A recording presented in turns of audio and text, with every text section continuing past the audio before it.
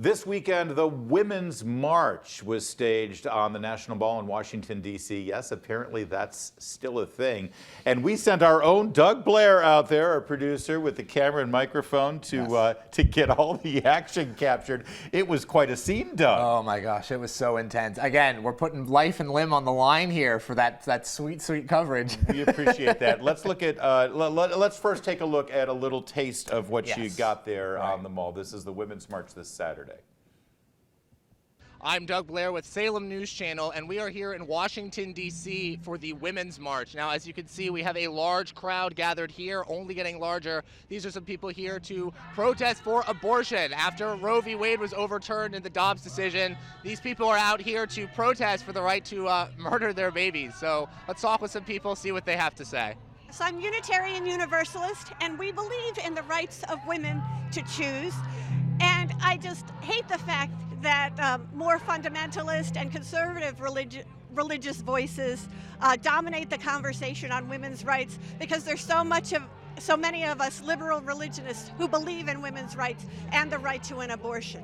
What do you see as the next step here? Where do you see the country going? What direction do you think the country's going in?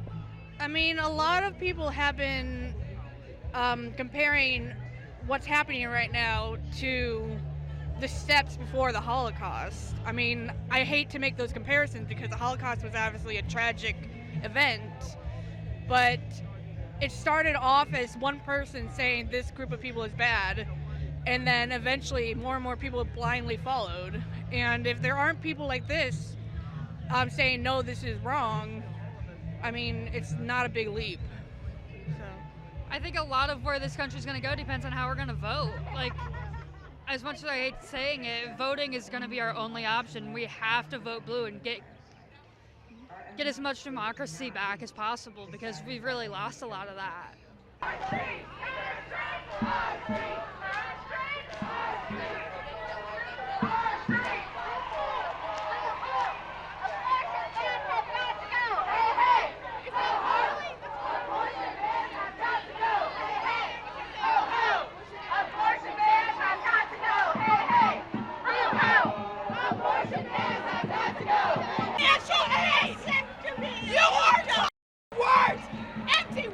You ain't actually doing stuff.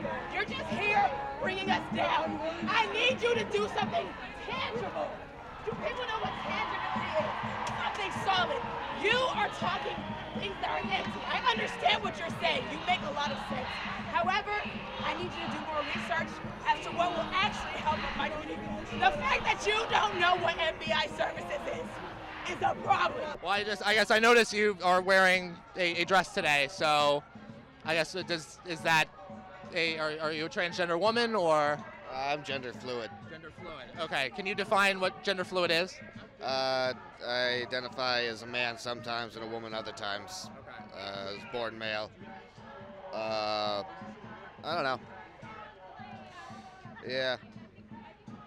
Okay. I guess, is there anything else you'd like to say about being here at the Women's March? Not really. Might want to find someone with more to talk about.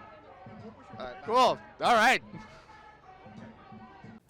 Yeah, Larry, I think that kind of speaks for itself. I think my personal favorite one were the idea that, you know, if the Supreme Court is allowed to stay in place, it's going to be something like a gay Holocaust. Yeah. Right? Which, it seems a little offensive to Can I actual just say, Jews. on behalf of all of the Jewish people that I know in my life, including some family members of mine, don't throw the Holocaust around like that. Don't do that. No, That's not so it's good. It's not cool. No, and I didn't know that was really on the docket right now. Right. But this is an extraordinary, and this is what we hear on a regular basis now. And I'll be honest with you, I said that's still a thing. I didn't know the Women's March was still a deal. Right. What was the turnout like? I mean, the turnout was actually relatively large. I was kind of shocked that it was as big as it was. Now, was it as big as the original Women's March after Donald Trump was elected? Of course not. No, I think that energy has sort of gone out of the picture. And what was the signage and the chants? Was it mostly about abortion, or was it about trans rights, or was it, oh, by the way, we're all the women?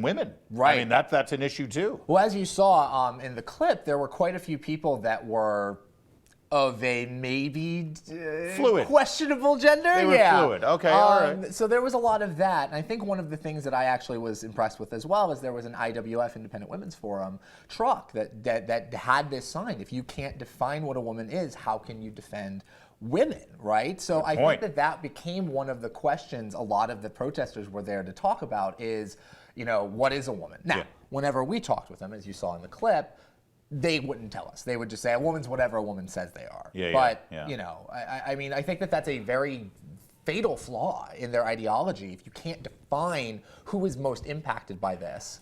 Yeah, then what's the point? Okay, so Doug, one of the reasons you're here and part of our new program here is that you sort of made a name for yourself going out to a lot of this stuff. You were out in front of Justice Kavanaugh's house when the protests started after the Dobbs decision was leaked. You've been on Capitol Hill for a lot of these protests. Did they recognize you? Did they start to get... Oh, did they? And that is actually, I think, where we want to go to our second clip. So if we were able to run maybe the second clip, Larry, I think all of your questions will be answered. Let's roll the clip. Your interview's got so many death threats. I think that's inaccurate, but let's talk about it. It's not inaccurate. It's not inaccurate. We've had conversations about this before. Let's have a conversation. You're just indignant, that's all. I'm indignant. It seems like the one who's indignant here is the one who's just accusing me of something and not really providing any evidence. You got my friend doxxed and they got death threats. I just keep hearing like, you did this and you did why. Outside Brett Kavanaugh's house, I'm sorry. An interview outside Brett Kavanaugh's house got your friend death threats. An interview that you did outside Brett Kavanaugh's house, not outside, nearby. Have there been death threats to a Supreme Court justice, perchance? Maybe an assassination attempt? I'm sure they're public officials. That happens to public officials. We've gotten to the point. We've gotten to the point where they're attacking our cameraman. We are here to cover the news, and this is what the radical left will do. This is what the radical left does. The radical left refuses to engage. They've attacked our cameraman multiple times. It is actually becoming unsafe.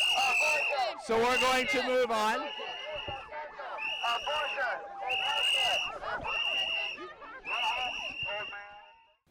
All right. I'm sorry. Let me just say first, you are not getting hazard pay. All right. In fact, dang, that's what I was counting on. I don't think we've got insurance. Forget about you, the camera. I mean, I'm worried about. Right. You guys got. I mean, that looked. Were you a little freaked out, or? I mean, here's the thing about this, right? Like, I know that these people are about as pathetic as they come. And I'm calling you out, Sadie. You're pathetic. One of the things about this is they're all talk and no actual action. So, in fact, I bet they're trying to egg you on. They want you to engage with them, right? That's the thing. One of the things that I noticed very distinctly when I was covering the protests at the houses is they would get very disappointed when there was no media there because they know the second the media dries up, their cause is over. Nobody cares anymore. Nobody cares about these blue-haired people out there harassing justices, except for the fact that there's 4 of them and they're screaming and yelling and stuff because they're children. This brings up a good question, though. I mean, I know we were there with the Salem News Channel cameras, the O'Connor Tonight cameras. What about the other media? Was this covered? I mean, I knew you guys were down there, and I looked away from college football for a little while, and I'm sure my cameraman's okay. I checked I didn't see any coverage on the old dinosaur cable. Yes. Well, on dinosaur cable, Larry, that's such a great point because the depiction of the Women's March was so antithetical to what we saw as conservatives there that it's almost as if they're in the tank for these particular policies. Almost right. Why would there be a coverage of a women's march and a protest in Washington? Because Biden's the president, Nancy Pelosi's the speaker. There's nothing to complain about. Right. Everything's fine unless it's all centered on the Supreme Court. Actually, speaking of the president, was there any mention from these protesters about the serial girl sniffer that we've got in the Oval Office right now? You would be shocked because they're not a fan of him either. We asked one protester, what are your thoughts on the Biden administration? She goes, I hate the Democrats, but I hate the Republicans more. So it's not even a let's vote for the blue people because they're the better candidates. It's they both suck. I guess this guy sucks less. So they don't like him either. Well, this is great footage. Thank you for doing this for O'Connor Tonight. And thank you to Corey, your cameraman, who also was kind of in the midst of it. Real MVP there. And we will be sending you back out again because that's good stuff. My arms already. More to come on O'Connor Tonight.